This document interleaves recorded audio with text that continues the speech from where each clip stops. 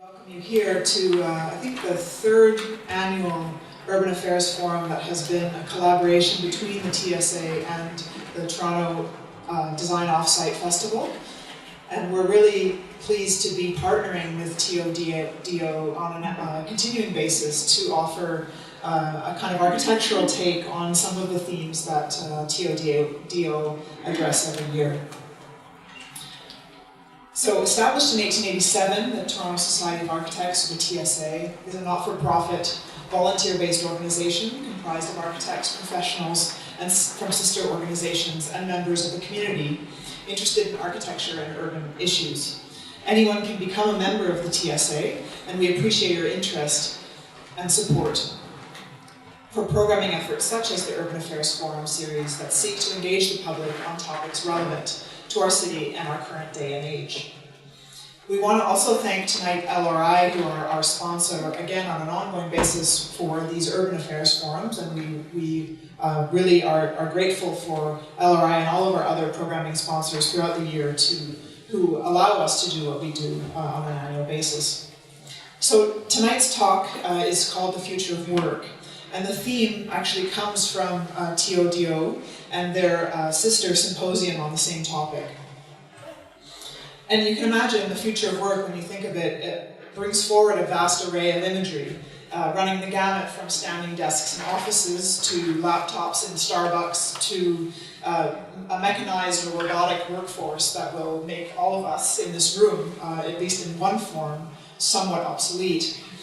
The question of how we will all work in the future impacts our individual lives, absolutely, but it also inevitably shapes the buildings that we inhabit and the cities in which we live.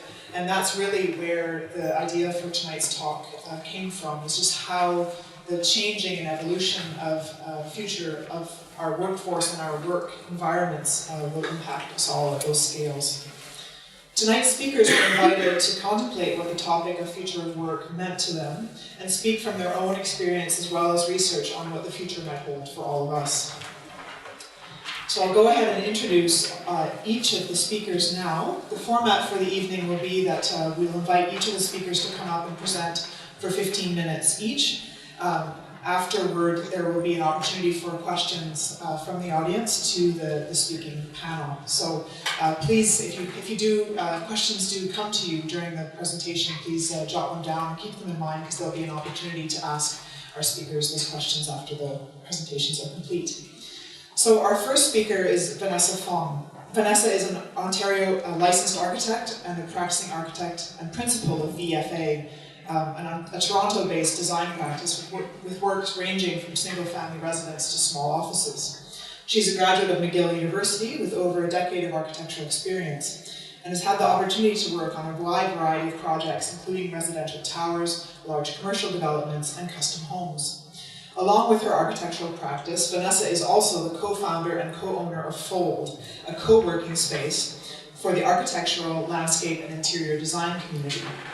A strong believer in participating in the governance of the profession, she is also the current Vice President Communications of the OAA, or the Ontario Association of Architects, and a member of the City of Toronto's Design Industry Advocacy or Advisory Committee. Following Vanessa, we will have Lorna Day as our second speaker. Lorna is the Director of Urban Design for the City of Toronto. She began her career as an architect with an interest in urban design and has worked for the city for 28 years in urban design, community planning, and transportation planning. During that time, she was responsible for the city's Avenues and Mid-Rise Building Study, as well as the Eglinton Connects study, which wove the crosstown LRT into the fabric of Toronto. And finally, our last speakers is a pair, a tandem presentation by Kobe Barnhart and Angelika Zischaft-Veres from Radical Norms. Radical Norms is a design research studio based in Toronto. They explore alternative possibilities for the context of which products, ideas, systems, technology, and social behaviors are being formed. Radical Norms renders these possibilities tangible through the use of prototyping and visualization methods in order to help organizations gain deeper insights, develop corresponding strategies, and investigate avenues that otherwise would go unnoticed. Radical Norms includes Kobe, a critical and speculative designer and educator at OCAD University. Angelica, also an industrial designer and educator at OCAD, specializing in designing for and with diversity. And Daniel Rossi, who I don't think is here tonight. Is he? Oh, there he is. Daniel's here too. A visual maker. So I will get right into it and welcome Vanessa Fong to the podium. Thank you. Hi everyone. Vanessa Fong, architect and owner of Bold, an office space in West End. Thank you for the intro, Megan. I'll just dive right into it because I'm kind of nervous. I'm just going to get into it. Okay, so what is the future of work? As an architect, I think the way we started to look at this was that we really need to question, what is the future of the workplace, and how does it inform work in the end? And to understand this, workspaces are really inhabited and shaped by social, economical, cultural factors that happen to be existing at the time and place, and that's what actually, in our minds, kind of shape the workplace.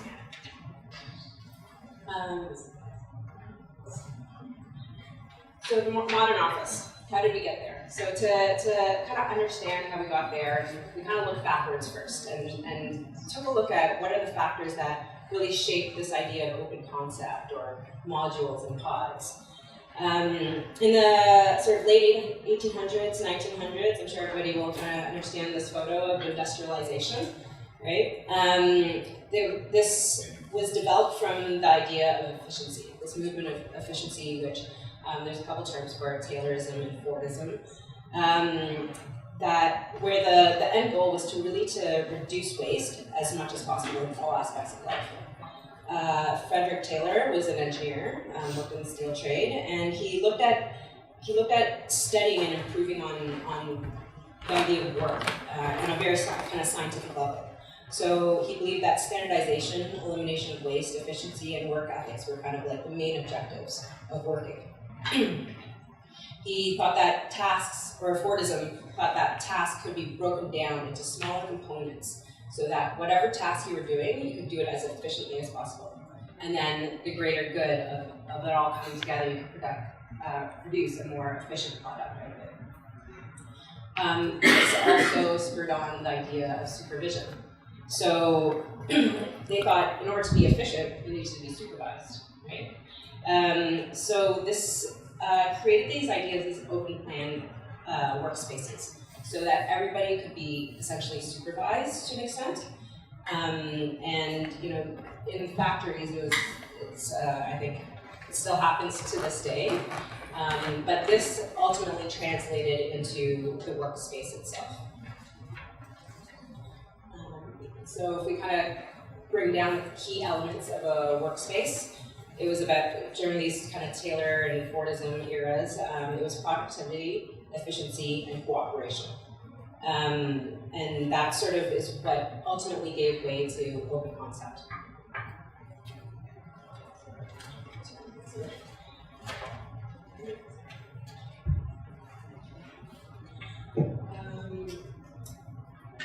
This is the Larkin Building, administrative building by Frank Lloyd Wright, built in 1903.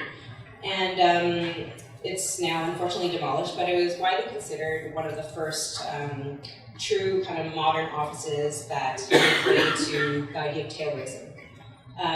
It was built right next to the factory, so it was like a literal translation of workers in the factory and how it transitioned to administrative work. And it was also noted for many integrations of modern kind of office features such as air conditioning and wall-hung toilets and ceiling-hung partitions that also added to this idea of efficiency. You could clean things faster, you could work more efficiently. Desks became modular, so you can navigate faster around it. This is a blurry floor plan, but it's a floor plan of the Larkin Building. And you can see the sort of really neat rows of desks. And the idea was to just pack in as many people as you could. And so everything became very repetitive in nature. which was also reflective, I think, of the work of that day. The work that was being done in these offices was, mail sorting, filing. It was very repetitive in nature.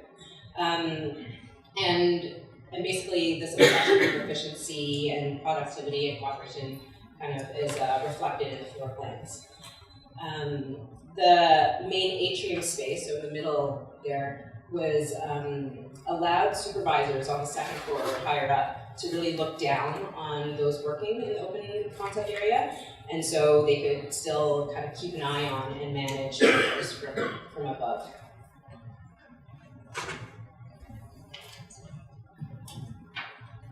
And then this image shows one of the bays just off the main atrium space, and you can see, how packed in everyone is, kind of side by side. And also interesting to note is the location of the windows. So you can kind of see the light coming in on this side of the image, and the windows are there so you could look out, but they're high enough up that you couldn't be distracted by anything. So you could be efficient and work your way through the day.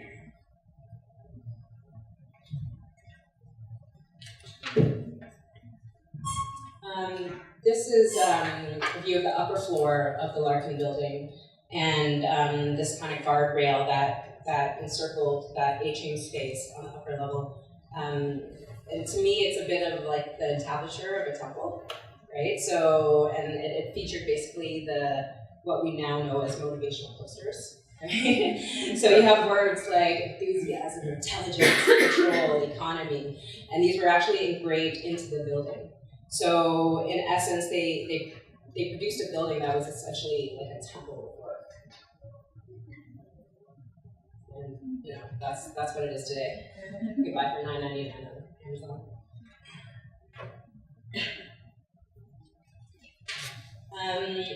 Another kind of Taylor's building, this one's built in 1936. I'm sure some of you will recognize it, the Johnson Wax Administrative Building in Wisconsin. And similar to the Larkin, the atrium space here takes on a much greater role. So this was the great workroom.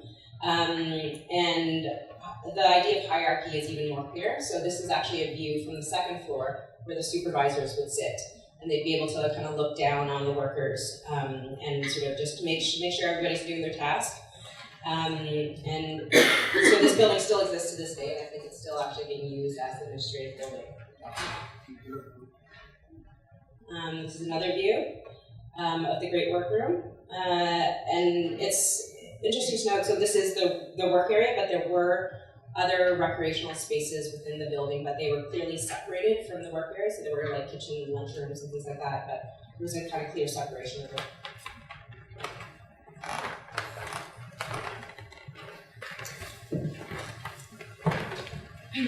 So this sort of idea of this neatly organized open office would ultimately kind of face a bit of a downturn and demise post-World War II, when a lot of social and economic changes obviously took place after the war.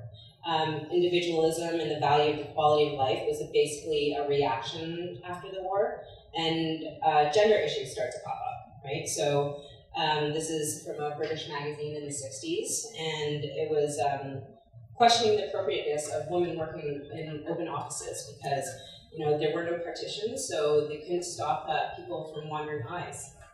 Right? So I think it's just interesting how gender really starts to take place on questioning the pros and cons of an open office plan. And this quote kind of encapsulates many of the reservations that developed around the Taylorist open plan concept. So in the 50s, Jeff Propp said, "Today's office is a wasteland. It saps vitality, blocks talent, frustrates accomplishment. It is the daily scene of unfulfilled intentions and failed efforts." So they really regarded, in the 50s, they really regarded open office plans as too regimented, lifeless. It didn't foster creativity, and also like just being noisy and distracting. So from this point on, there were a lot of sort of different architectural solutions to the open office plan. And what's really ironic is, I don't know if you guys know who Jeff Propp is, but he is actually the inventor of the cubicle.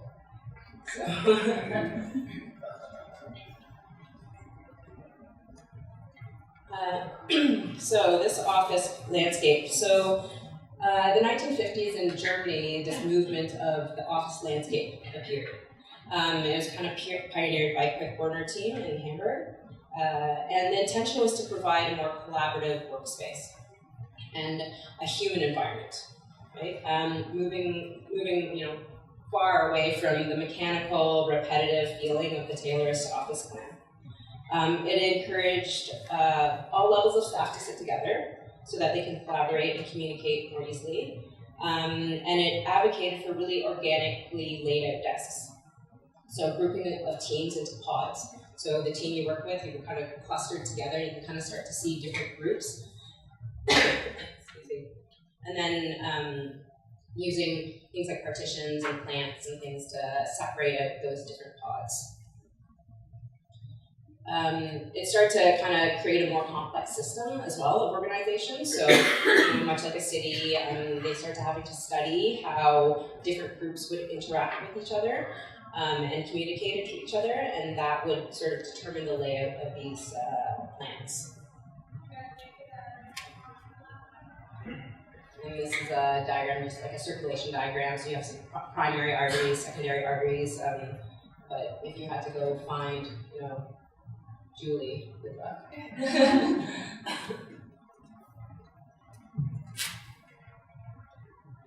And this is an interior image of that same office plan. So, this was obviously a very radical shift away from the Taylorist office buildings.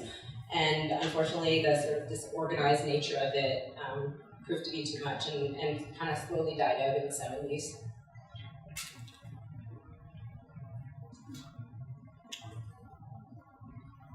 One thing that did really come out of the office landscape movement was this idea of the lounge areas and break rooms. They're no longer separated out from the main work area, and they were more kind of integrated into the open office areas. So that was sort of the one benefit that came out of it.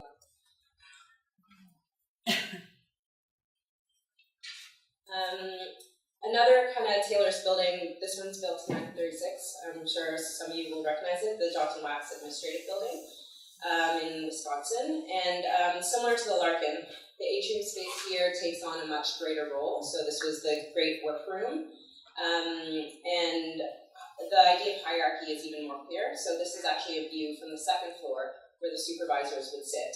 And they'd be able to kind of look down on the workers and sort of just make sure everybody's doing their task. And so this building still exists to this day. I think it's still actually being used as the administrative building. This is another view of the great workroom. And it's interesting to note, so this is the work area, but there were other recreational spaces within the building, but they were clearly separated from the work area. So there were like kitchen, lunchrooms, and things like that, but there was a kind of clear separation of it.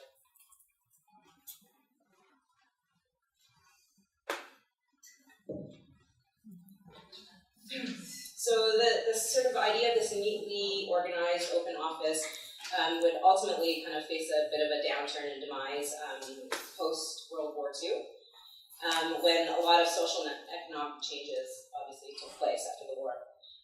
Individualism and the value of the quality of life was basically a reaction after the war, and gender issues started to pop up, right? So this is from a British magazine in the 60s, and it was questioning the appropriateness of women working in open offices because, there were no partitions, so they couldn't stop people from wandering eyes.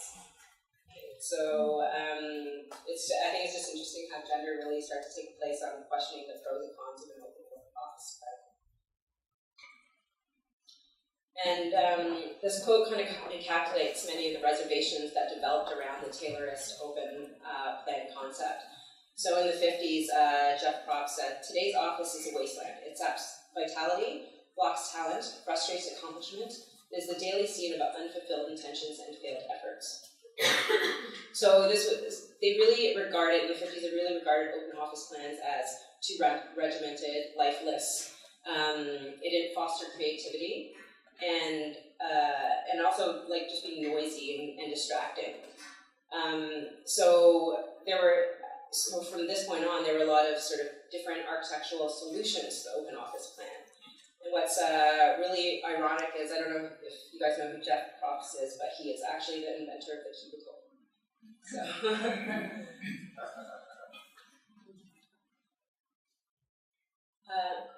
So this office landscape. So the 1950s in Germany, this movement of the office landscape appeared. It was kind of pioneered by a quick corner team in Hamburg. And the intention was to provide a more collaborative workspace and a human environment, right? Moving far away from the mechanical, repetitive feeling of the Taylorist office plan. It encouraged all levels of staff to sit together so that they can collaborate and communicate more easily. And it advocated for really organically laid out desks. So grouping of teams into pods. So the team you work with, you kind of clustered together and you can kind of start to see different groups. Excuse me. And then using things like partitions and plants and things to separate out those different pods. It started to kind of create a more complex system as well of organization. So, much like a city, they started having to study how different groups would interact with each other and communicated to each other, and that would sort of determine the layout of these plans.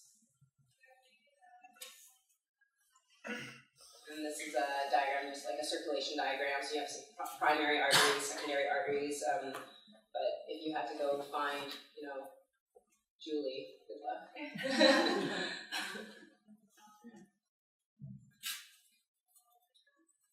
And this is an interior image of that same office plan.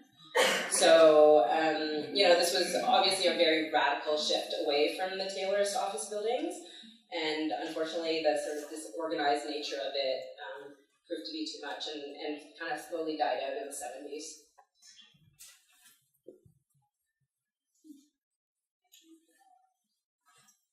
One thing that did really come out of the office landscape movement was this idea of the lounge areas and break rooms.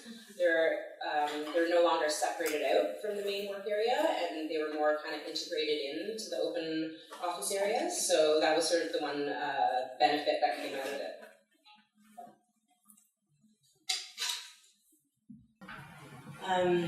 And this quote from Herman is a Dutch architect who in the 70s said, "Architecture goes hand in hand with optimism and the expectancy of an advance of human dignity as a matter of principle." So there's the idea of well-being and human dignity starting to come into play in the 70s. This is a plan of one of Hertzberger's office buildings for an insurance company, built in 74. And you can see the floor plan is still, the idea of open floor plan is still there, but now it starts to get separated out into different aggregates that kind of come together to create the office floor plan. So the idea of different pods that we had seen in the office landscape movement gets a little bit more formalized now. And here's a closer look at those pods. So he really studied how the different pods could work, for the number of people, the way you want it to work. It could be devised to be a social space or an anti-social space, depending on the needs of that pod, that particular working group. And so there's a sort of underlying order to it.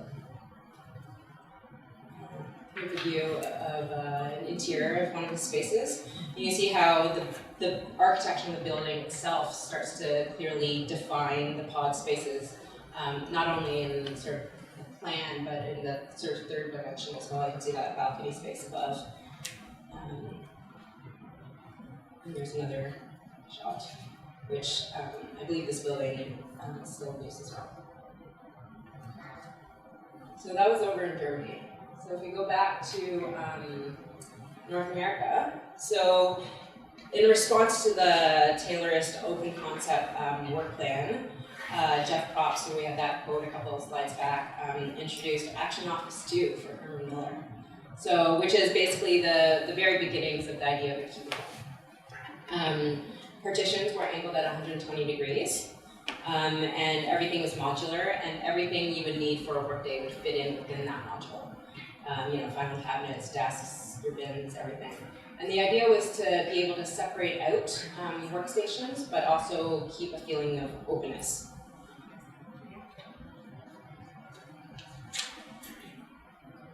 This is just a photo of it in action. Again, you can see how the walls are angled in not necessarily 90 degrees, but 120. And as we all know, and we can look back on, a cubicle is very popular. But unfortunately, Jeff's invention would kind of take a turn for the worse in the 80s. And it didn't take long for the companies to realize that if you changed 120 to 90 degrees, you got a much more efficient use of space. So, that kind of spurred on the idea of these cubicle farms, right? You can pack in as many people and get a more efficient floor plate. And so it was kind of like the worst of Taylorism combined with a cubicle. So what's a workplace now? There's a lot of things that have happened since the 80s that have really changed the way we work. Just technology-wise, the internet, the devices we have at our disposal has allowed us to be a lot more flexible in where we work. Going to an office isn't necessarily the norm anymore. And also the idea of hot desking, that's allowed, technology is allowed for that, where companies now don't have to have one station for every single person, but there's an idea of sharing workspaces. And then there's also the changes in ownership model. So previously, a lot of companies would design and build a building for their use. Now, real estate's a lot different, the landscape's a lot different that way, and you have multiple tenants sharing spaces, so the buildings that are being developed and designed are a lot different. We can talk a lot about, there's many contemporary offices. The easiest one for me to talk about is probably my own, which is a co-working space in the West End. And this was really developed out of my own needs of finding an office space. When I first went out on my own as an artist, working from home, as I think a lot of people do, and cleaning off my dining room table whenever a client needed to come and sweeping up 5 minutes beforehand. And what I really found difficult with that was not being in relation to anybody else. Not being able to talk to other colleagues and designers about, just throwing ideas out there and talking through it, detailing. And so we found a small little space and developed a co-working space that was geared towards the design industry. I did look at a lot of other co-working spaces. There are a ton in Toronto. But I think with the design industry, there are certain needs, like desk sizes, being able to lay out drawings, being able to lay out samples, resource libraries, things like that other co-working spaces couldn't quite accommodate.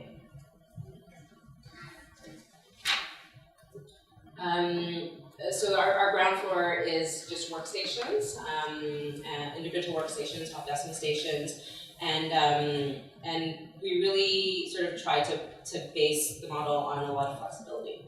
So it's 24-hour access, there's different desk types, different work space types, so there's a sort of like lounge upstairs, there are more formal working spaces, and the idea there's kind of no commitment, so it's once a month and you kind of come in and go out as you like.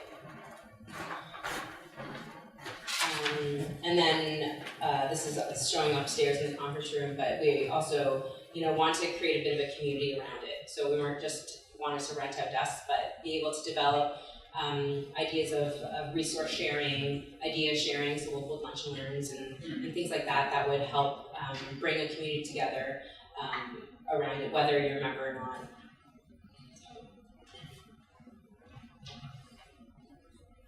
And then there's sort of like the resources that are surrounding our profession as well. If you have 10 architects in the building, those 10 architects can share one resource library and share all those samples.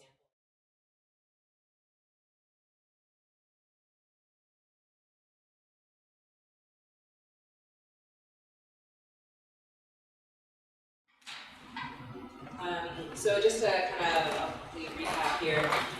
So productivity, efficiency, and cooperation is really a part of that Taylor's Fordist early open plan days. What are the kind of new principles moving forward in workspaces? And I think it's really about well-being and flexibility these days. So there is still the ideas of efficiency, but then well-being and flexibility are two factors that are really coming into play that are shaping the way we work and the way that our workplaces are shaped. So two quick examples I wanted to try and pull if we're looking forward. I wanted to try and take a look at office spaces of two kind of very forward-thinking companies. So this is Facebook, and there is a model, but a plan of their open office. So this is 40,000 square feet, 2,800 employees, and they tout it as the largest open plan office. And if they're a pretty innovative company and they're forward-looking. So here's sort of a zoom in of that model. The white boxes are all sort of the private areas, so washrooms or meeting areas, telephone booths, and everything else around it is basically workstations. So it's all open plan. And so I think to me, this is very similar to the German sort of office landscape model, where the only real difference, though, is, so this is inside their office. The only real difference is there's an idea of well-being. So you can see there's a lot more natural light coming in now, higher ceilings. There's a lot more individuality as well.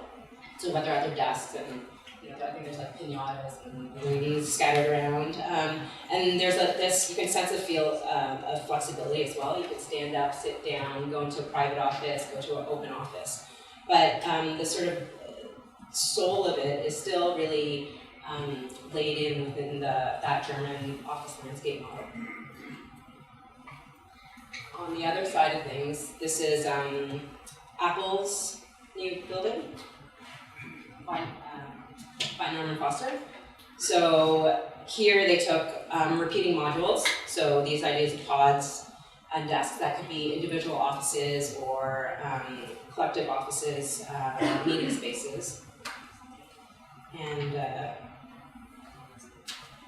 And you can see here, this is just in between the pods. So, instead of, there's a lot of glass now, there's a lot of transparency, but the orderliness is still kind of ingrained in the floor plan. And really, again, the difference here is, you have direct sunlighting. Desks are adjustable. I think in the foreground, you can move them up or down so you can sit or stand. And really, it's this idea of well-being and flexibility layered onto those older beginning of the century models. So there's just a couple sort of side. We tried to find images of them as closely together, but so that's about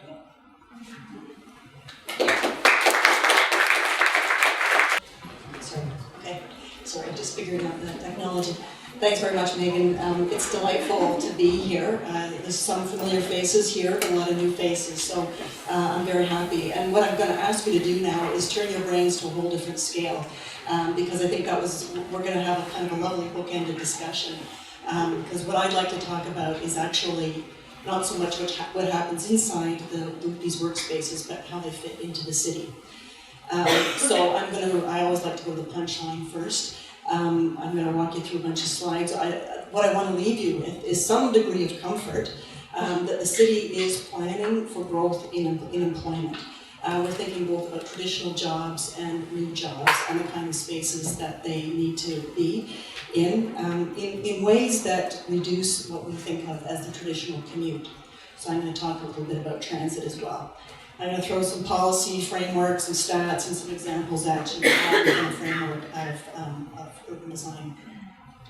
So the challenge in Toronto is really to think about how we shape the city today and tomorrow in a way that supports and strengthens who we are and what's unique about Toronto, what's unique about us, our diverse, resilient economy, and what we think of as Toronto. It is a way that we want to include placemaking. It's not just about numbers, it's not just about stats. It's about thinking about how we do these workplaces in a way that fits into the city. So we want to think about the diverse, thriving city and creative approaches to shaping great, authentic places and finding the right fit between uses. And we're competing on the world stage. It's no secret that the world is looking at us for things like Amazon and Sidewalk. And the question is, what does Toronto bring to those discussions? It's important that we play upon our strengths. And we talk about us as a city of neighborhoods, what kind of mobility do we offer, what kind of education system do we offer, what's our social and civic infrastructure. That's how we're going to attract the jobs of tomorrow, in addition to having good and flexible workspaces. So it's important that we be ourselves in this discussion. But I also like this billboard. This is something that was actually seen Danforth near Broadview. And I think this actually should be one of our city planning policies, work all the time, less commute time. But I also want to draw your attention to the cut line there, which is we need to explore the possibilities of living closer to work. And I think that when we talk about work, we need to think about this as a quality of life issue, and how we get to our workplaces and how we get home, and how much of our day does that take up. So when I was asked today to contemplate the future of work, I really want to think, I really couldn't do that without thinking about transit and mobility.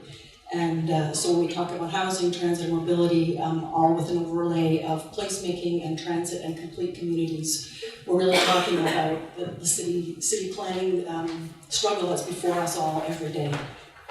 So the point is that we really can't separate work from the rest of the city. It's an organic mechanism that we are all part of, and we have a sense of pride in it as well.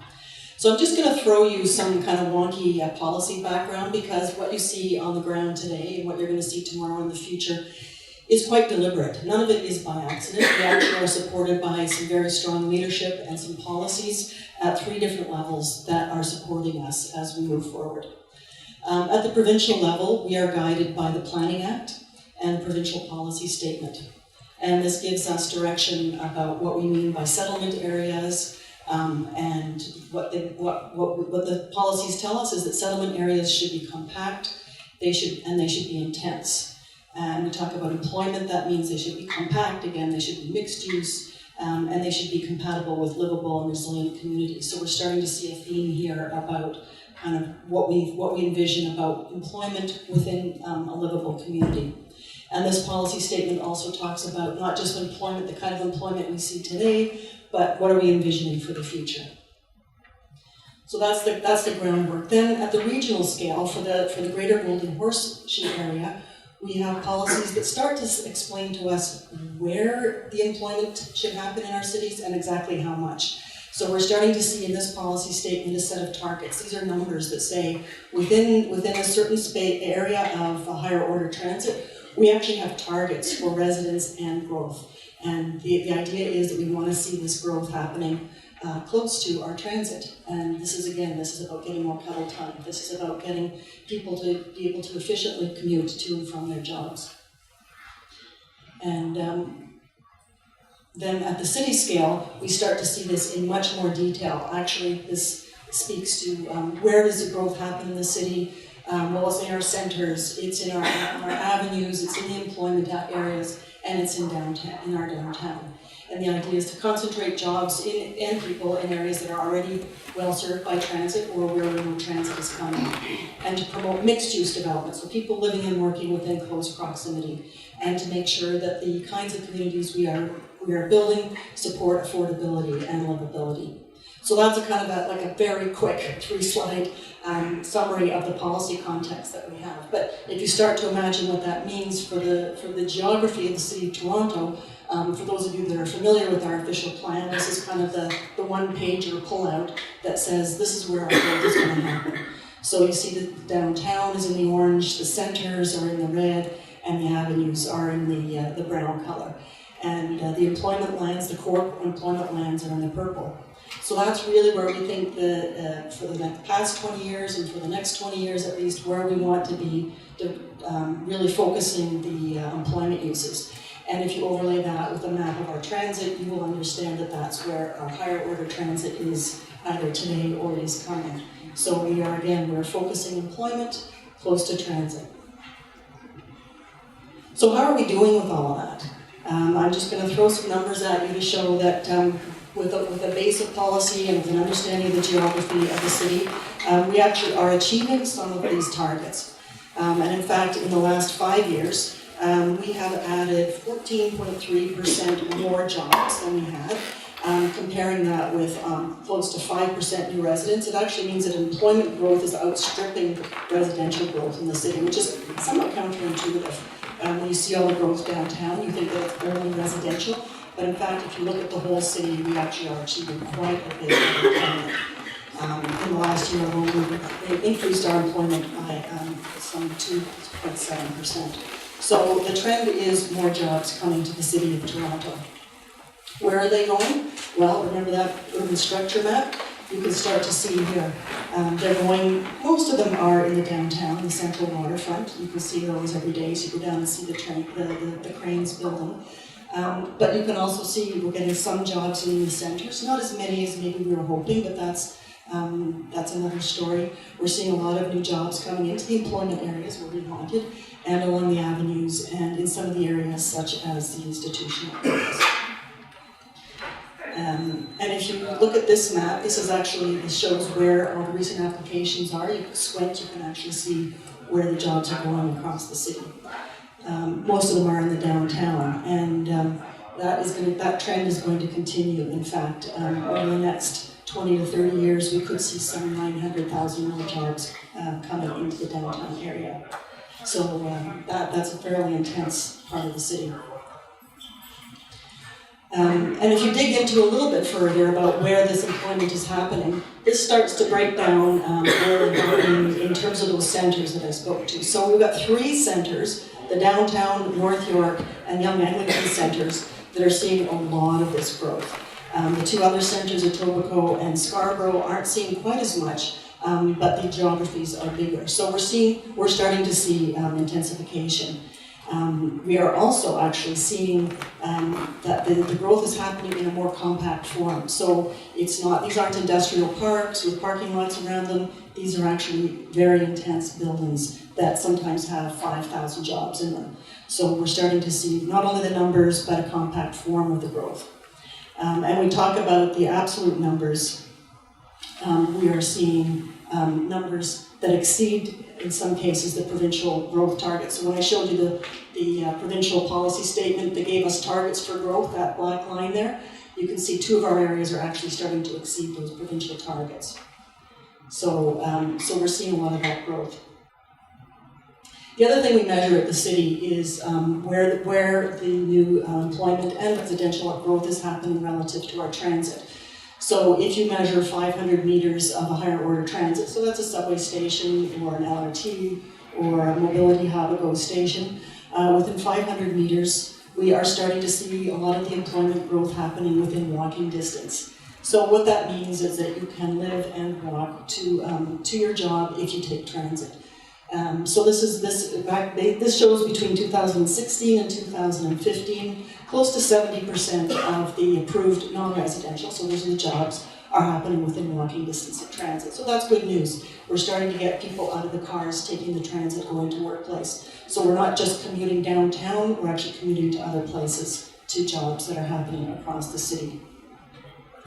And what those new jobs look like actually might surprise you, or maybe it won't, given the last presentation. These jobs aren't happening necessarily in what we think of as the standardized industrial parks or in office buildings. Sometimes they're happening in renovated warehouses.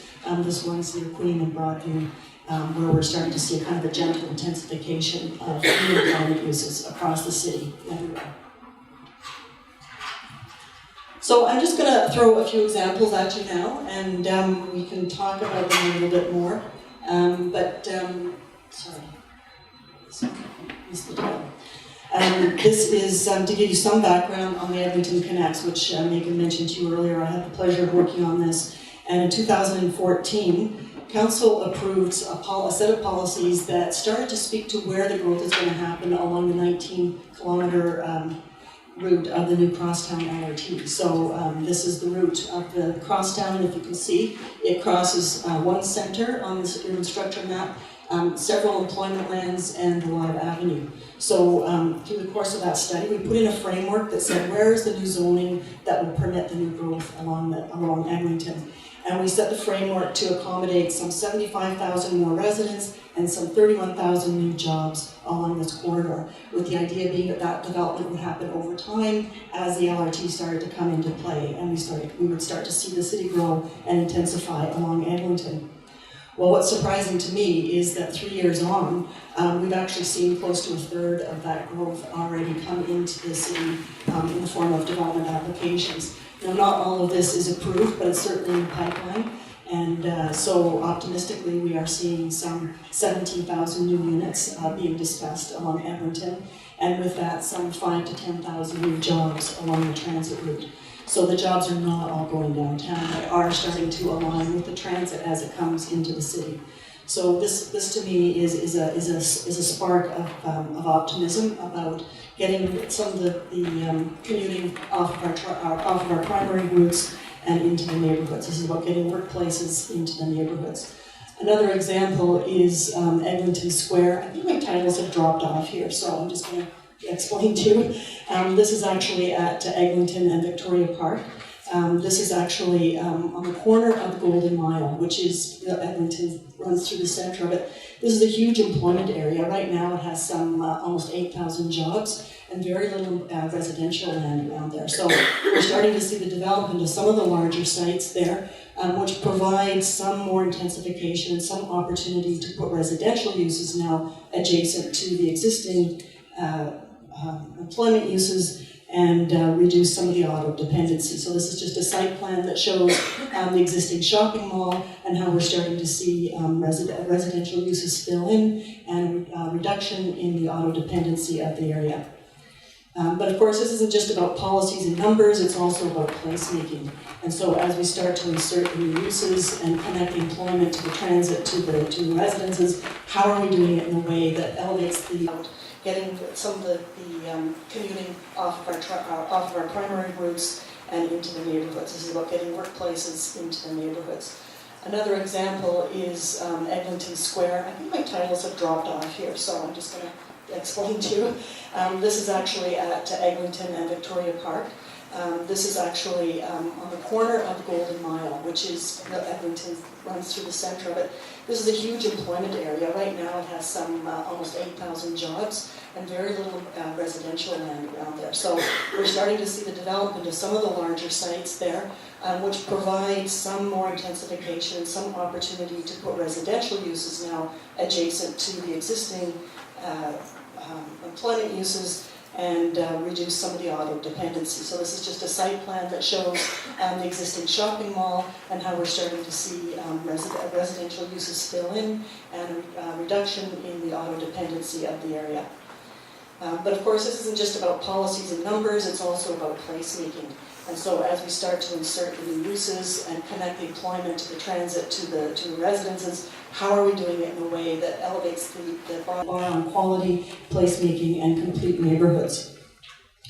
So when we looked at Eglinton, we recognized that, while it looks like this today, as we pair the investment with growth, we recognize that the LRT is not just tracks in the middle of the road, it actually needs to contribute to the place, it needs to be a focal point. So the way to do that is to landscape the tracks in some cases, basically create public investment that precedes the private investment to start with a placemaking agenda. The Eglinton Connects study also approved 19 kilometers of bike lanes on either side, so that starts to give us mixed mobility, and it gives options to allow people to travel to and from home and work on other ways besides car and transit, in fact. And then over time, we'll start to see the streetscape build up and wider public sidewalks, and of course the development that comes as part of that.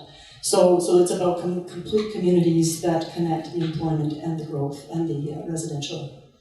So that's kind of a past example. I wanted to spend now a couple of minutes just talking about King Street, because this is an experiment that's only 2 months in, and this is another transit corridor that is connecting residential with employment in very real time. So this is an example, this is an illustration that shows the growth in the downtown, and I just see it, this is kind of a heat map that shows you in the downtown core where the growth is projected to go between 2011 and 2041. So you can see that the growth is happening primarily along the King Street corridor. So this is residential growth that's being projected. The red is kind of the most intense. So it is, it's timely that we're starting to think about the King Street pilot at the same time as we're realizing how much growth is going to happen. And if you look then about the employment growth that's along that same corridor, you realize that in the past 5 years alone, we've seen some 15 to 20% growth in employment, and that is going to get exponentially higher over the next 20 to 30 years. So what we're offering on the King Street pilot is an opportunity for people to live and work in closer proximity and use the transit in a much more efficient way. And as part of that, of course, we're starting to see development happen along the corridor. So just a couple of examples here. The one on the left is what's called the Well. It's the former Globe and Mail lands at Spadina and Front. Well accessible to the King Street streetcar. And it has the opportunity to, I forget the exact number, but I think it's around 5,000 new jobs coming in there. And then on the right-hand side is the new Globe and Mail on the other side. Okay, thanks very much. Which is, again, offering some 2,000 to 3,000 jobs. Quickly, some of the stats on the pilot since it's started. Early data is showing that there's some 25% increase in ridership in the AM peak hour. So it's good and bad news because we weren't quite ready for that increase in ridership, but there's a latent demand for that. So again, it's about getting more cuddle time. But this is also now, we're starting to understand that we need to be placemaking along with the transit. So there's a competition open, I hope you're all aware of it, that speaks to some of the kind of the pop-up design elements that are available to happen along the sides of King Street. I'm just going to quickly flip through some of the other examples of the new kinds of employment projects that are happening in the city. Commerce Court, again, is along the King Street car line. Investment in new Class A office. We're seeing in the East Harbour what used to be called the Unilever lands, an investment in a variety of innovative new workspaces, again, kind of connecting King Street car with the new smart track with the downtown relief line. So connecting all of that transit with workspaces in a way that is connecting into complete communities. We're also seeing some new employment lands up in North York, an area called Consumers Next on the south side of Shepherd Street, and sort of between Victoria Park and Highway 404, which is still traditional employment lands, but now we're starting to think about a variety of uses in a variety of buildings in a neighborhood that actually starts to provide connectivity and amenity to the two new employment lands that are going there. And finally, my last example is the new Etobicoke Civic Center in the west that is offering not just employment uses, but a new community center, a new library, a new daycare, all within proximity of transit and neighborhoods and intensification all around it. So the city is trying to be innovative, it's trying to get ahead of some of the demands, and it's trying to respond to the city of tomorrow. And with that, I will leave it to the next speaker. Thank you.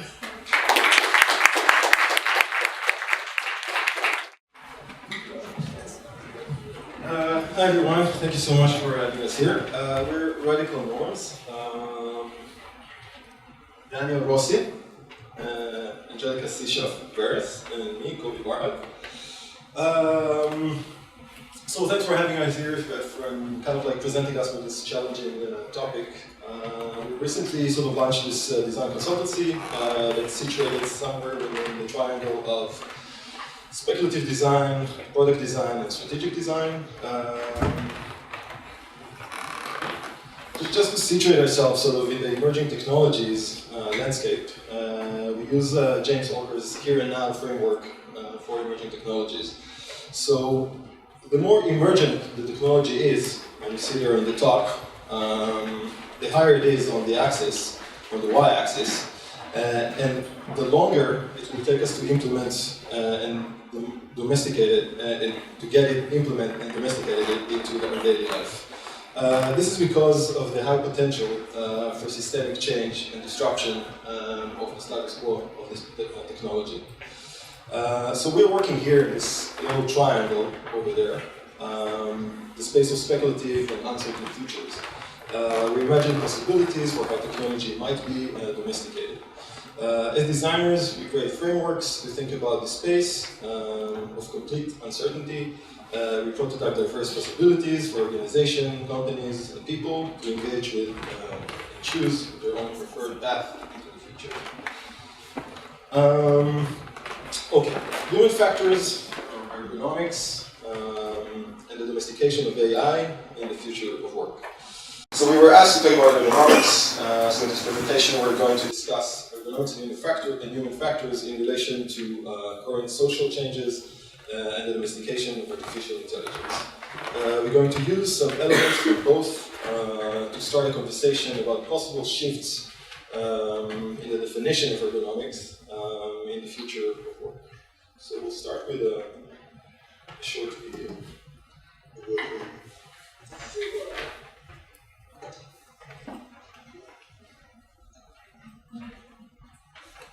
Now, as you can see, the camera is panning to show all the space.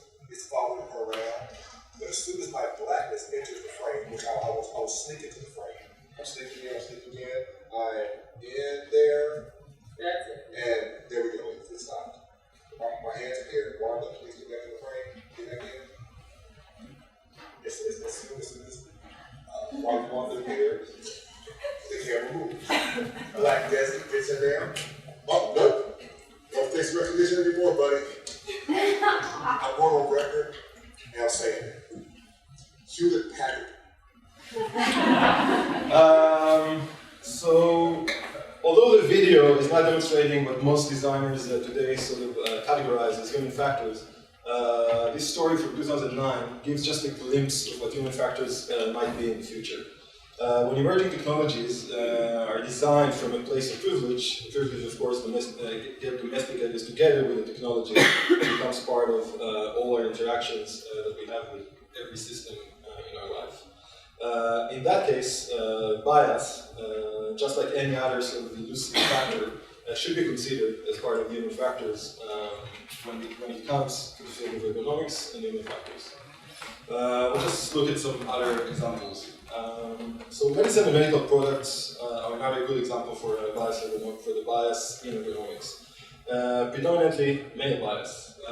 From birth controls put into female body with artificial hearts, you can see here in the photos, that fits 86% of men, but only suitable for about 20% of women. So racial bias also exists in treatment of heart failure related therapies that are often underutilized in black patients versus white patients. Apple only addressed female health 3 years ago, in 2014. So adding menstruation tracking option in their iOS 9. Apple overlooked a key function that half of the population would expect to see included in their sort of health tracking app. Our working environment, the roots of modern ergonomics, is again tailored to the same specific user, white males. In the workplace, although recently created for the sake of equity in hiring, an AI recruitment tool, algorithm based on implicit association tests was found to associate the words female and women with arts and humanities occupation, and the word male and men closer to math and engineering professions. Moreover, it sort of associated European names with positive words and African American names mapped to unpleasant words. So you can imagine the highly discriminatory hiring system this thing creates. This project by one of our graduate industrial students named Stein Wang highlighted the racial discrimination Asian immigrants face in the hiring process. In Canada, as in a lot of other parts in the world, Stein's research revealed that its CV review, when most of Asian immigrants were discriminated against in their attempt to enter the workplace. To raise awareness to this issue, he designed this CV template and typeface that can only be read when performing the discriminative action of Asianites. You can see it there. You do this. So you can't read anything unless you do that. Work is implemented to us as human beings. Especially in a capitalist society that is based on Max Weber's notion of the Protestant work ethics. So we're idealizing hard work and we denounce laziness. We try to fulfill every aspect and need in our life through work, from our handheld devices to the gym. Everything is designed to sustain hard work, even when we don't really need it. This is a writing exercise, like kindergarten writing exercise. Andrew Taggart, the philosopher and writer of the Academy of Total Work, found by just searching #kindergarten, #hard work.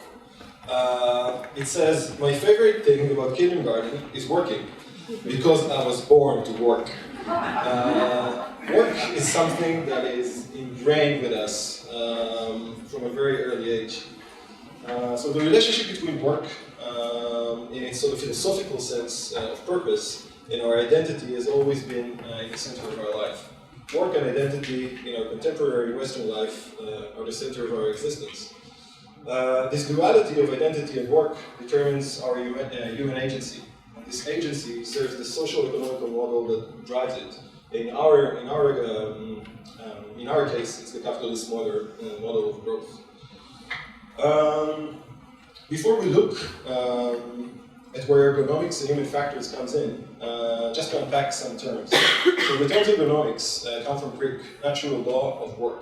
Ergonomics is a scientific discipline concerned with the understanding of interactions among humans and other elements of a system, and a profession that applies theory, principles, data, and methods to design to optimize human well-being and overall system performance and optimization.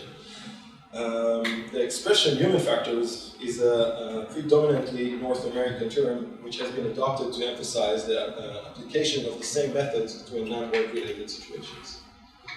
So if you're going back to this diagram, with technology going somewhere between crossing this whole, every part of this diagram of the system, then ergonomics and human factors are somehow the bridge between humans, their technology, and the system they create. Ergonomics and human factors were the birth child of the capitalist system. So economics interests drive the work to optimize growth. It is making sure that human and technology, the creator of goods, are getting along in order to optimize the profits. So let's unpack ergonomics. It's very basic sort of definitions. So physical ergonomics consists of three main areas: physical, cognitive, and organizational. Physical ergonomics is concerned with human anatomical,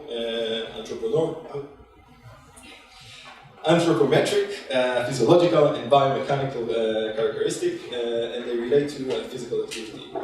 Some of the relevant topics include working postures, material handling, repetitive movements, work-related muscular disorder, workplace layout, safety, and health. Cognitive ergonomics is the discipline of making human-system interaction compatible with human cognitive abilities and limitation, particularly working with computers. Organizational ergonomics focus on optimization and function of socio-technical systems. It examines the organizational process, policies, and functions such as communication in the workplace, team management, and those are just a few. So what are human factors in a fully automated world? When the workplace shifts into full automation in almost every level, from the CEO to the metal worker, and this is based on the World Economic Forum prediction from 2015, the question will be, is there still a place for human factors in a non-human workplace? So let's look at physical ergonomics. This is just an example of the first ergonomic shovel. The shovel is one of the earliest examples of ergonomics created by Friedrich Taylor in 1890, adjusting its proportion to maximize the speed of man able to shovel iron and maximize steel production. But the physical environment is changing, and so does our priorities, products, and considerations. So human factors in the near future might have to get adjusted to robot factors, for example.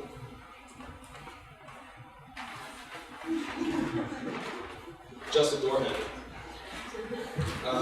Another good example is a South Korean woman that fell asleep on the floor of her apartment while her Roomba vacuum cleaner robot started eating her hair. So she needed a whole fire department sort of crew to get her out of the Roomba.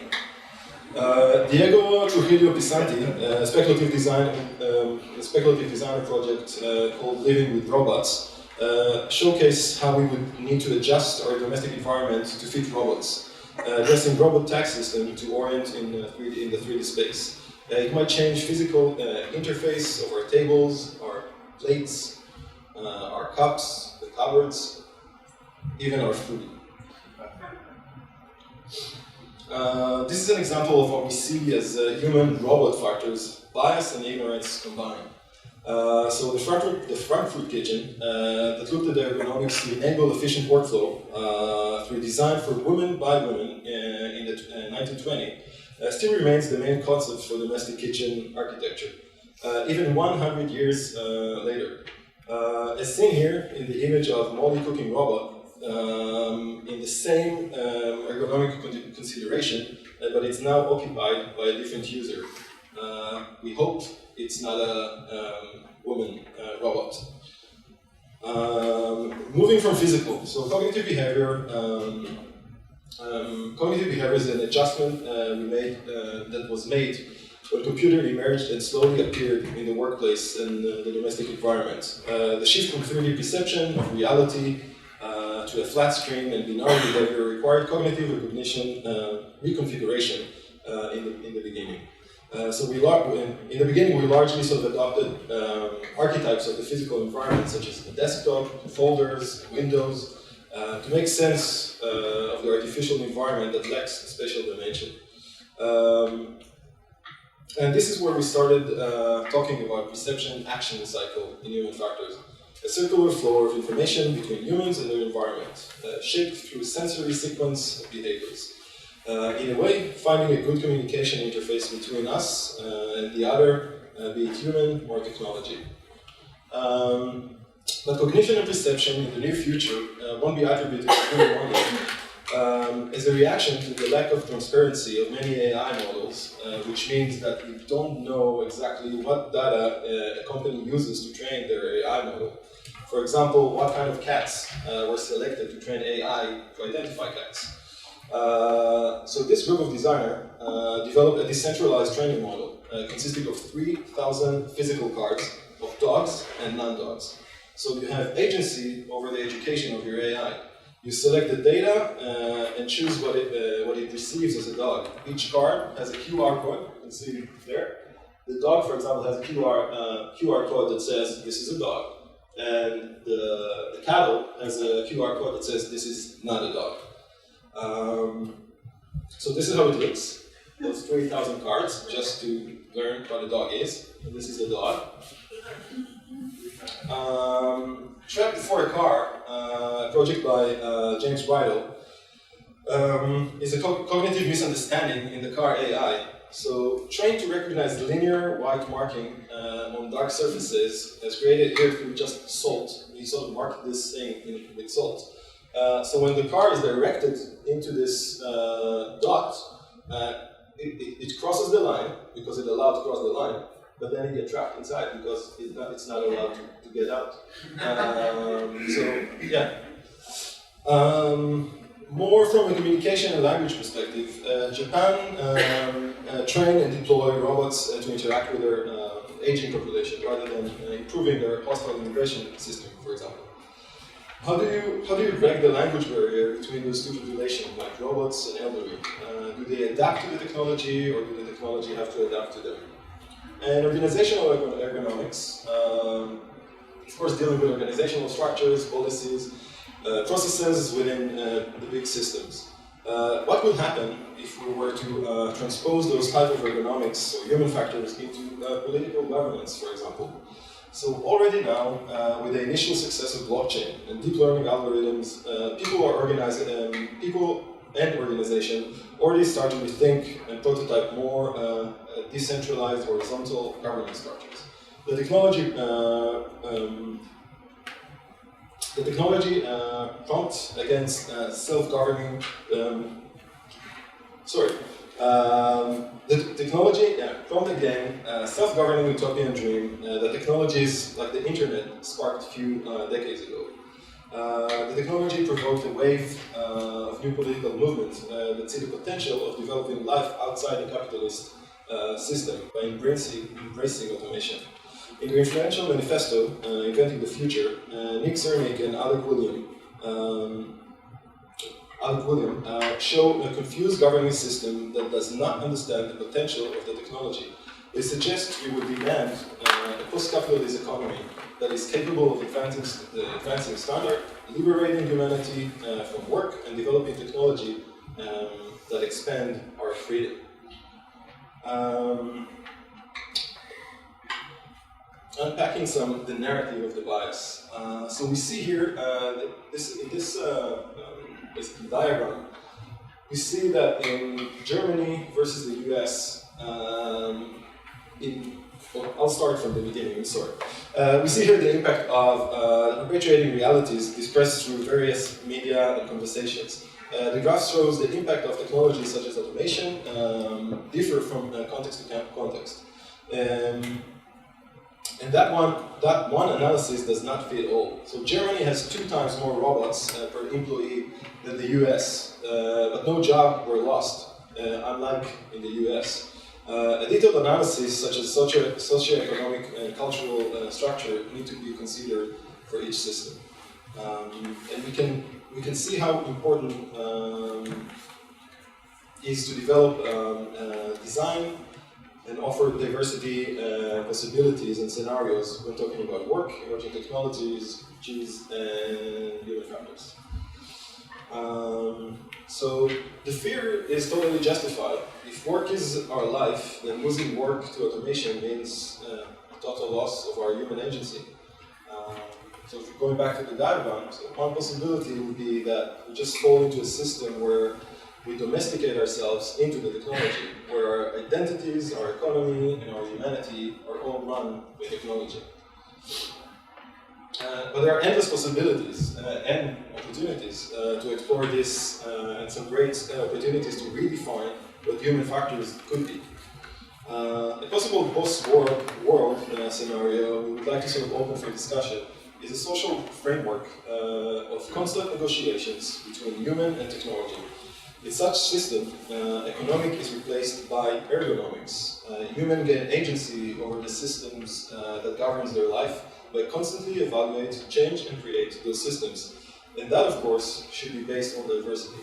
In a way, the system role is to create an identity. In this place, would AI help unpack our biases and address diversity at all scales? So let's imagine if an AI needs to learn who we are as humans, what data do we choose to provide it with, and how, in order to ensure equity, diversity, and fairness. We know that human is a very sort of amorphous definition and will always change from place to time to context. So the AI model itself needs to constantly adapt to. So instead of living in a current system where private tech companies that govern our lives are not transparent with the data they fed the AI models with, where none of those decision mechanisms are transparent, where there are no regulation for the use and training of AI models, where most of us receive data as neutral. In that environment, we offer to investigate public responsibility and accountability by devoting citizen lives to developing their own AI governance system. So if we're back to the diagram, we're just proposing, what if AI is domesticated into our citizenship life? What if citizenship becomes our new definition of work? So let's imagine that every city has its own governance system, indicated here by the black box. Citizens in a fully automated world have plenty of time on their hand. Their work now is to be responsible to teach, contribute, and evaluate the same AI system that governs them. This is to ensure that it's suitable for their definition of human factors. In this system, citizens choose the objects, audio, photos, and conversation that represent their individual or collective human factors, and constantly using it to educate the same AI that controls them. Through the full diversity of people auditing the system, it has now become possible to constantly reevaluate what we are and what we want to be as a society. To demonstrate one direction for this, we use the max needs model for human needs. So, imagining a system where each citizen has equal opportunity to contribute to the AI, and how the AI sort of analyze each one of those factors, from freedom to protection. This visualization, the visualization here sort of illustrates the possibilities of creating a matrix of parameters of individual human needs based on NIF's model, as we showed before. This algorithm could be used to assign responsibility in a horizontal governance system with the potential to change visible and invisible city infrastructure to accommodate everyone. Alternatively, it could be manifest itself in a changing spatial configuration. As current workspaces would be probably rendered useless, city-hall and public spaces would offer places to train AIs, facilitate and accommodate individual citizens' preferences and diversity, so we can reclaim the city through artificial intelligence.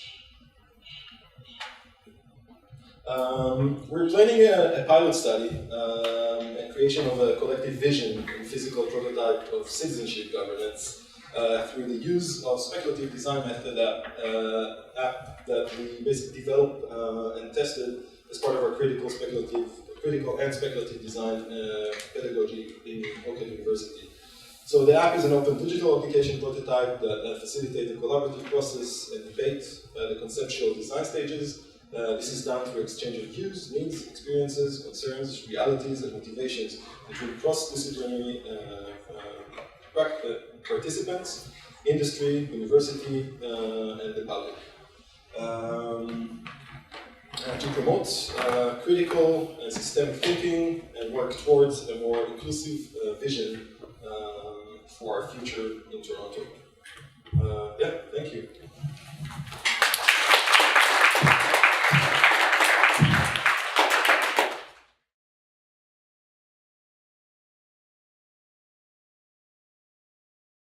For Laura.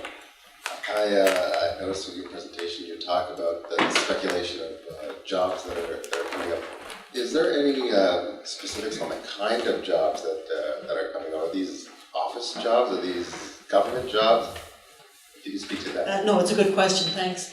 I mean, I wish I had a crystal ball.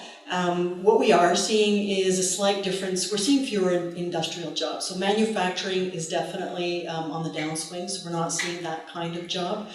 We are still in Toronto in the downtown core especially, we're seeing still a strong market for office jobs. So I showed a couple of examples of Class A office space. That is still quite strong, but in the downtown core.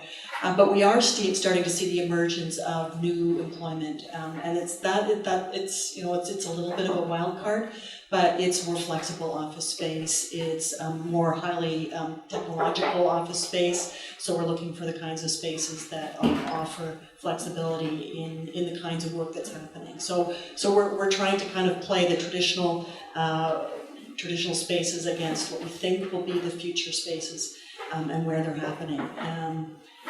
I mean, we are working with some developers who are a little further ahead of us, and so we're trying to catch up from them. But it is largely kind of in the technology field.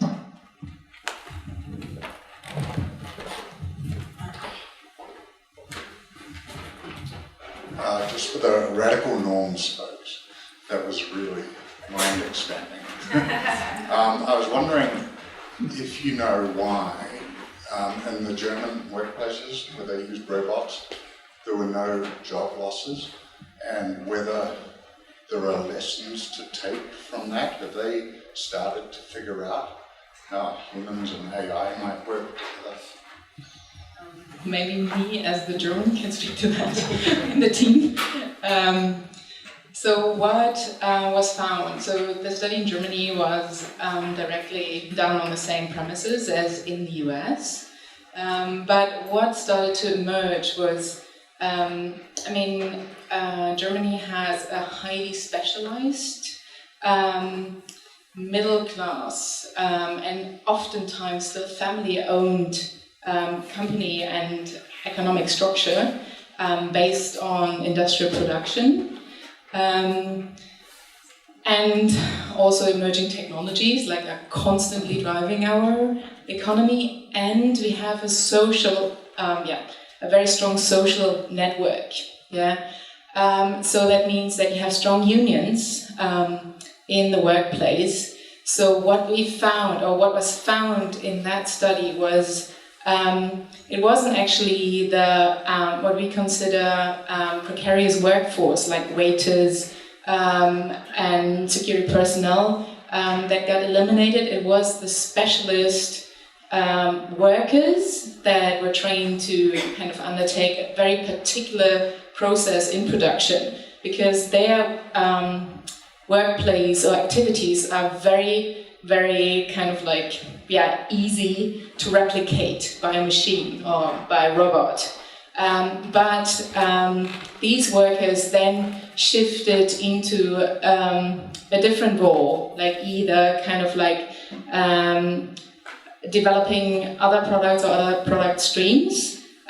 So we found that this classical traditional highly skilled workforce has moved somewhere else. Still the higher ups, the decision making is not taken over by robots yet, but however what we are referencing here, the World Economic Forum is suggesting that every company will have an AI as CEO in their company structures in about 5 years' time. So I think what it shows is socio-economic systems have a huge impact of how to bolster technology, how to value humans. In my new job.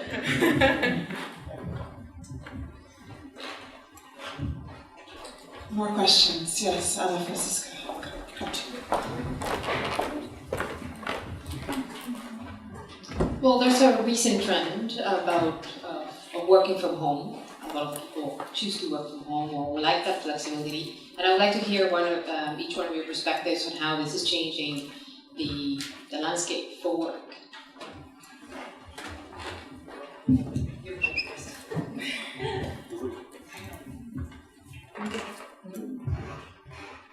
Sure.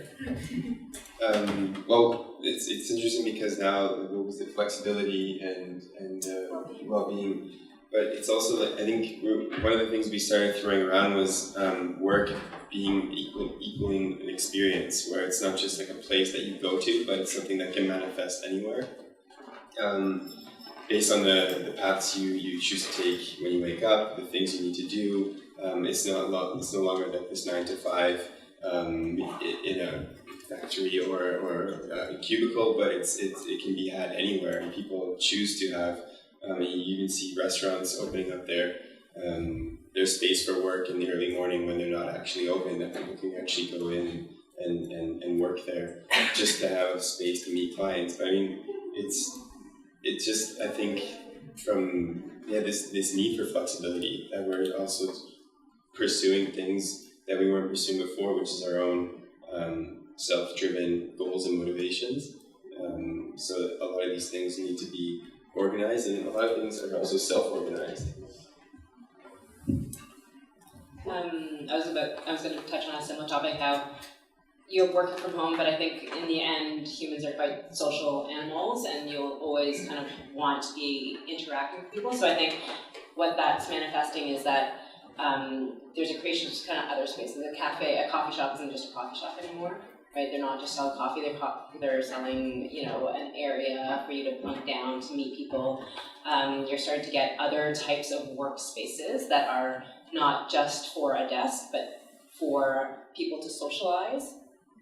those that might work from home will want to go there to get a sense of community again. So I think there's sort of like these other types of works, not work with a W, capital W, but sort of these soft workspaces that are kind of popping up throughout the city now in order to accommodate this huge force that is really working from home.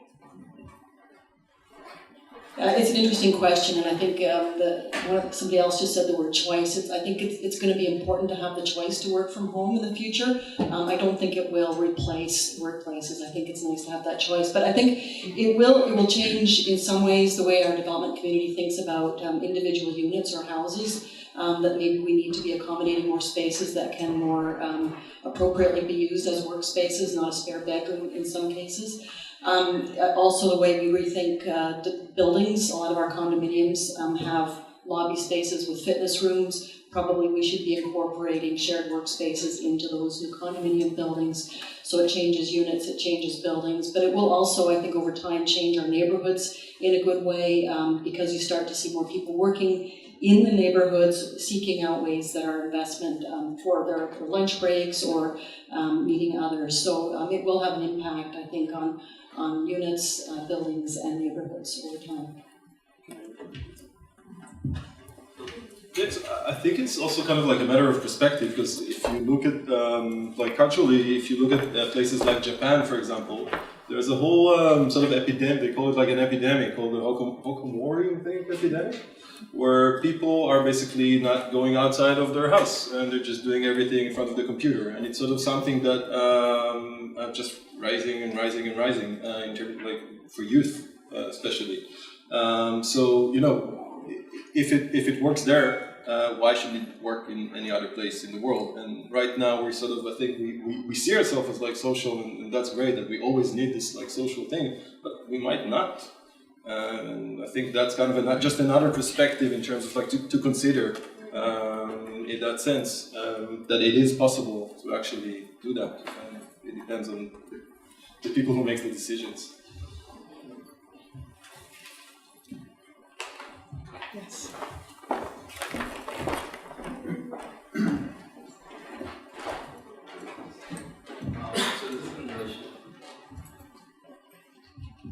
Hey, so this is actually for a question that's for all the panelists. What I'm curious about is in relation to the field that you guys are currently in, how would you propose we or you guys in the field to evaluate and to assess the successes and the failures of certain projects that we're having implemented to further reflect and to build on top the existing projects to, you know, for future purposes, so that they better reflect the well-being and to enhance the well-being, basically, of the people who use the sites, you know, the AI application for that sort of stuff. So, I mean, the one thing that we kind of kept like hitting home was this idea of, okay, first of all, who are you dealing with? Who are these people? I think we generalize a lot, and oftentimes like these decisions are made from like a bias. So like, where is that coming from as well? I think opening up the discussion and doing proper engagement is something that needs to be done. Not just sort of like looking at it from a sort of ivory tower and looking down and seeing, okay, this is you know what we see from up here, but actually going into places and you know on the ground, talking to people. Yeah. I think most of the times in those when you build like those matrices for assessment, the problem is that it's the data that you choose and the people who choose the data. And I think that's a really good place to start. Is like who chooses the data, who think about this, who make the choice about the structure of the metrics. That should be open, you know, an open discussion rather than having the metrics and then asking questions.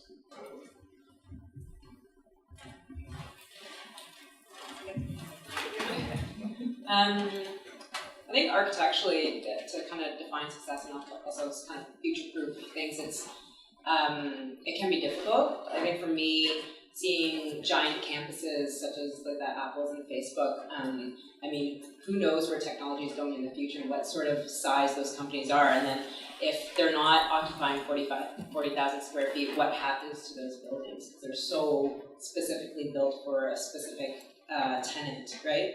Versus more flexible office spaces that you might see, like the towers and stuff. They're built to be able to be reconfigured and reused and changed around, right? So I think in that way, there's a bit of dichotomy between the two, and you know, yeah, we can look at Apple's headquarters as being super successful, great architect, who built a great building, but in the end of the day, you know, in 50 years, what's going to happen to Apple, and what does that building become, right? Yeah, in city building terms, we've actually got metrics that targets we have to hit in order to prove that we're meeting our policies. So we can measure our success in terms of jobs and people per hectare, in terms of economy of the region, in terms of output and input. But I think there's another way of measuring success, and that's really about the citizenship and what we hear from the people of Toronto. In city planning terms, we're very answerable to the citizens of Toronto, and we're always out doing public engagement. And so we measure our success that way as well, in terms of what we're hearing.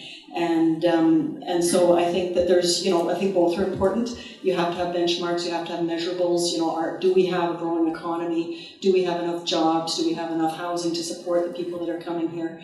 But we also have to be good listeners for the citizens of Toronto. And remember that the reason we're doing this is not just about the economy, it's about the people of the region, the people of Toronto.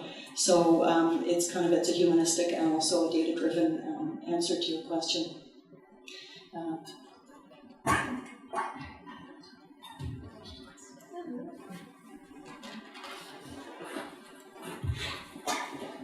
Just the whole shared workplace vision.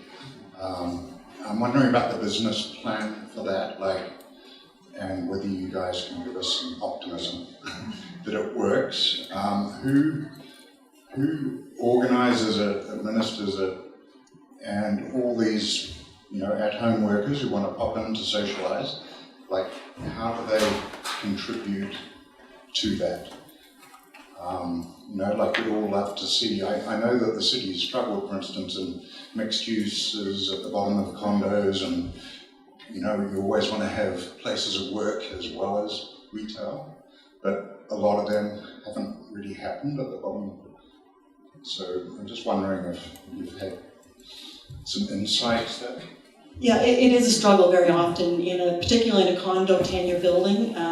It's not always kind of profit space. So developers very often will minimize the amount of non-saleable gross floor area. So we often get very marginalized retail space at the moment. So that's kind of an ongoing struggle, but I would say that we are starting to see better uptake of that space. We're getting people up front before development actually gets built who say, actually, I have a use for that space, and I know I've got a real tenant for that space. So rather than leaving it for the end of the process, it's now happening further into the process, or further upstream. So I would say cautious optimism in what we see as traditional mixed-use spaces.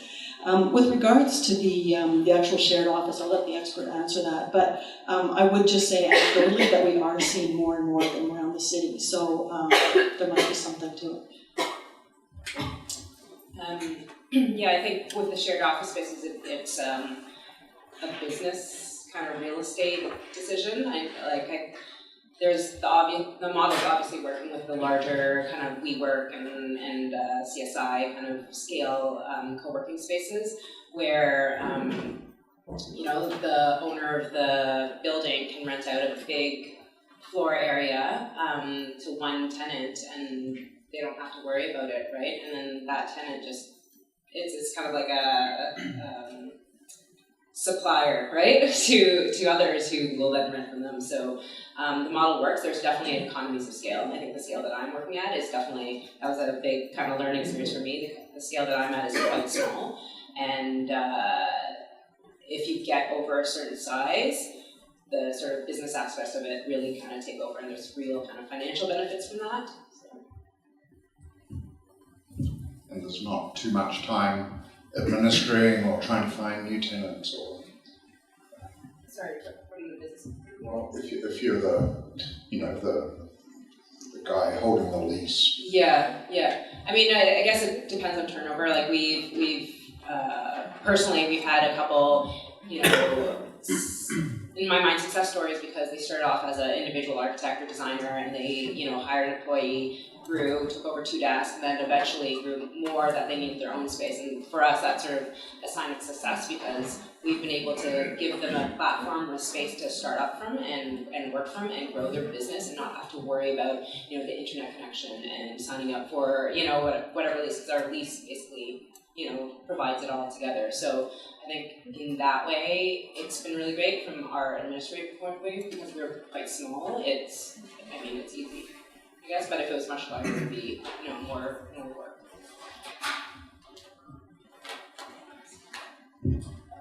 Thanks for the talk, and it was very inspiring from different aspects.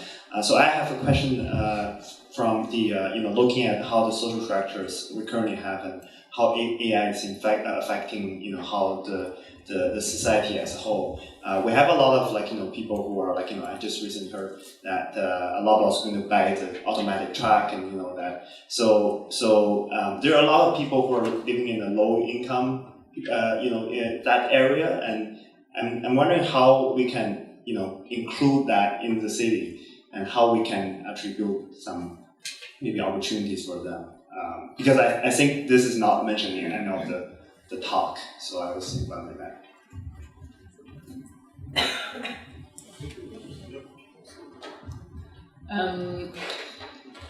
So basically the underlying system that we had in our talk was actually taken from this book, Reinventing the Future, and it's underpinned by general basic income. So everybody in this city or in this country and hopefully across the world would have a basic income.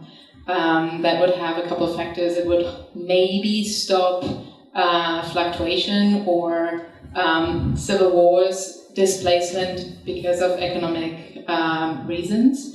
But it also offers the opportunity to say, okay, if we have all a baseline to live from, then potentially we can maybe maximize what we want to do or share and contribute in ways that the job or the work is not in the foreground of our minds, because that's basically taken care of. So we can take up much more civic roles.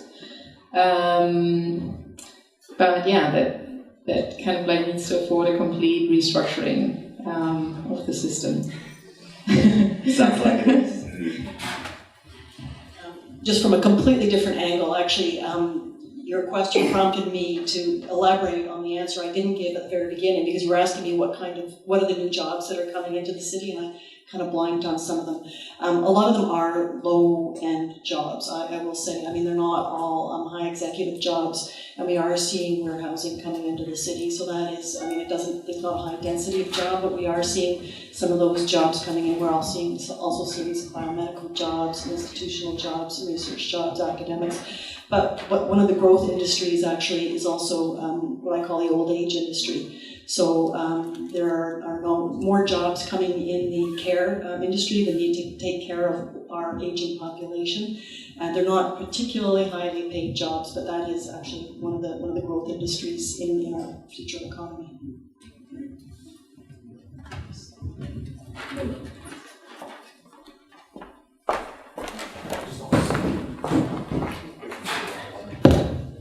This question's for Lorna. I just want to know, is the city looking at some new kind of policies around, I would call it the future of infrastructure for work? So looking at how we're going to start zoning data centers, how we're going to start zoning fiber optic networks, like this kind of new infrastructure that's going to facilitate a lot of the things everybody's talking about. Because, we're seeing that although there's a lot of office space that is downtown, a lot of it is actually changing. A lot of banks are looking at reimagining what their business looks like, and that reimagination includes not people. So a lot of these buildings become the perfect opportunity to house information, no longer people. So has the city thought about what it could do to, instead of creating a set of towers with people in it, maybe avoiding the idea of having a set of towers with servers in it? I mean, I don't have the answer for the whole of the city, but from my perspective, I mean, we are thinking about it. We are trying to be forward-looking about it. But in broad terms, those kinds of uses in our typical zoning are permitted. So they don't necessitate really a change in our classic zoning. In some cases, we need to test. There are edges to the zoning we need to test and maybe tinker with, but not necessarily fundamentally change. Having said that, we are thinking about the sidewalk application that's coming in on the waterfront and asking ourselves, what does that mean in terms of kind of use adjacencies, parking requirements, noise bylaws? So, I mean, we're aware of the need to maybe make some of these changes. We're not actually going in proactively making those changes. We're waiting, we're being a little bit cautious about maybe being more reactive to the needs, because there's a lot of uncertainties about it. So that's a really interesting response, because it's actually, at least if the city's starting to think about it, is really good. But what happens when the jobs start demanding, like the same way that developers need to rechange their zoning bylaws to build a tower instead of building a 6-story building, they want to build a 50, like we allow that to happen under minor variances. And and in the 905 we rezoned acres and acres of land of agriculture into residential to meet our needs. What starts happening when we need to rezone our office space into server space? Like it's not that far away, I guess, and it's just interesting as a zoning. It would be interesting to watch it in the zoning bylaw. That's all. Yeah, no, it is interesting, and a rezoning is not that big a deal. I'll just say, I mean, what we need is the first test. Somebody to kind of, as I say, push our boundaries a little bit. We're ready for that, and we kind of need the test case, and we need to go through a kind of a consultation process and chew on the ideas right now, because the big answer is it's not that big a deal. So our final question, given sorry. If we could take you up on that pilot, we would be very happy to do so. I just have time for one more, so you go ahead, mine's kind of okay, there'll be time after for no pressure. I'm wondering, just to sum up, if each of you could say what you think the average workday will look like in 30 to 40 years, and what the average workspace will look like in 30 to 40 years.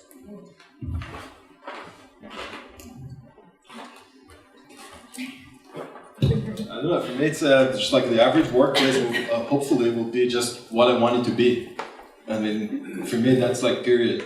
If we all have some sort of an opportunity to make our own workplace according to whatever we sort of imagine, and not sort of fall into someone else's sort of vision of what is a good experience for the individual, I think then we'll be in a very, very good place.